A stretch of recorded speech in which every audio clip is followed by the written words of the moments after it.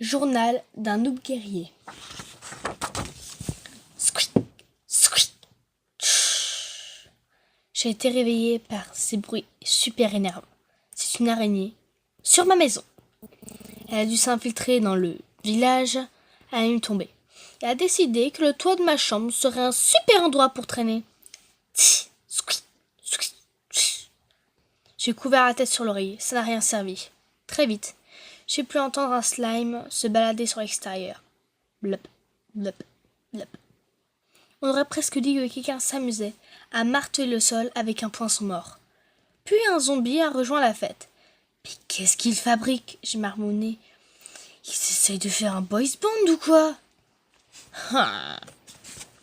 Au cas où vous ne le saviez pas, et le bruit que fait un villageois quand il réfléchit ou qu'il est énervé. Et là, tout de suite, je suis super énervé. Les ennemis ne peuvent pas nous attaquer directement chez nous. Donc, ils font du tapage nocturne exprès.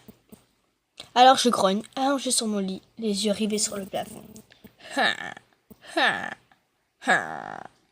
Pitié, j'échangerais 200 émeraudes contre quelque chose qui pourrait étouffer le bruit. Un oreiller, clairement, ce n'est pas assez. Voici la vie d'un villageois. Nous sommes sans défense face aux créatures, aux monstres. Je veux dire, ils sont là toutes les nuits, on ne peut rien y faire. À part nous bloquer dans nos maisonnettes, si seulement on pouvait se battre. Malheureusement, les villageois n'en ont pas le droit. Les anciens nous disent que c'est trop dangereux. Tout ce qu'on peut faire, c'est cultiver, cultiver, cultiver, récolter, récolter, récolter. Et rester chez nous toute la nuit jusqu'à ce que le jour se lève. Parfois, des aventuriers nous rendent visite. Mais il ne resta jamais très longtemps. Tout juste assez pour se reposer et faire du commerce. D'ailleurs, ils ne nous ressemblent pas du tout. Ils ont des épées et des armures. Ils explorent le monde. De temps en temps, je discute avec l'un d'entre eux. Il s'appelle Steve. Et il est plutôt cool. Il y a quelques semaines, il a tué des zombies qui étaient entrés dans notre village. Il y en a un qui s'était planté derrière notre porte. Et il nous observait la bouche ouverte en poussant ses grognements. Toute ma famille était super impressionnée quand Steve s'en est débarrassé. Parfois, j'aimerais être comme Steve. Il peut se balader partout, faire absolument tout ce qu'il veut. Tous les matins, il doit sûrement se réveiller et se dire « Oh, qu'est-ce que je pourrais faire aujourd'hui? Zigouiller des monstres, fouiller des temples, trouver des trésors. » Pendant ce temps, le truc le plus palpitant de ma journée, c'est ramasser des graines. Je me demande souvent, d'où est-ce qu'il vient? Est-ce qu'il habite dans un village? Il faut que je lui demande la prochaine fois que je le vois. Enfin bon, si un jour j'en venais à me battre avec un monstre, plus personne ne pourrait me traiter de noob. La plupart des gens pensent que mon nom me va super bien. Minus! Vous pouvez l'imaginer. On se moque pas mal de moi, surtout Max. Qu'est-ce qu'il m'énerve! Il n'arrête pas de me dire que je suis inutile, et il me traite de moi en rien. Il veut être libraire quand il sera grand. Et il croit qu'il sait tout sur tout, parce qu'il a lu presque tous les livres du village. Alors que ça ne veut pas dire grand-chose, hein? La plupart de nos livres craignent à mort. Je veux dire, la quasi-intégralité de son savoir universel vient d'une série de bouquins appelés « Les aventures de Meule la vache ». Bref, il se prosternera devant moi quand je serai devenu un vrai guerrier.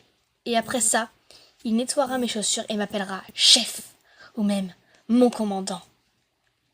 Et il me demandera combien de parts de tarte à citrouille il doit me servir. Ok, bon, peut-être qu'on s'ennuie un peu dans notre village. Il y a au moins un truc que je ne supporte pas. Le commerce. Par exemple, vous avez envie de cookies? Vous pensez qu'il suffit de se rendre au magasin, de jeter une poignée d'émeraudes sur le comptoir, et ça y est, marche conclue.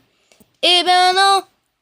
Il faut aller au magasin et espérer que le vendeur soit de bonne humeur, sinon il va dire pendant 3 heures avant de vous proposer un prix honnête. Pendant tout ce temps, alors que votre estomac gargouille, vous vous demanderiez s'il ne vaut pas mieux abandonner tout de suite et manger une patate moisie. Par exemple, j'ai dépensé 10 émeraudes pour ce journal. Une vraie arnaque. C'est ma mère qui me les avait donnés pour mes déjeuners de la semaine. Si elle savait que j'ai tout dépensé pour un journal. Et encore, ce libraire était sympa comparé au forgeron. Cet escroc m'a demandé 330 émeraudes contre une paire de bottes en cuir. Et elles n'étaient même pas neuves. Sérieusement, est-ce que quelqu'un tomberait vraiment dans le panneau?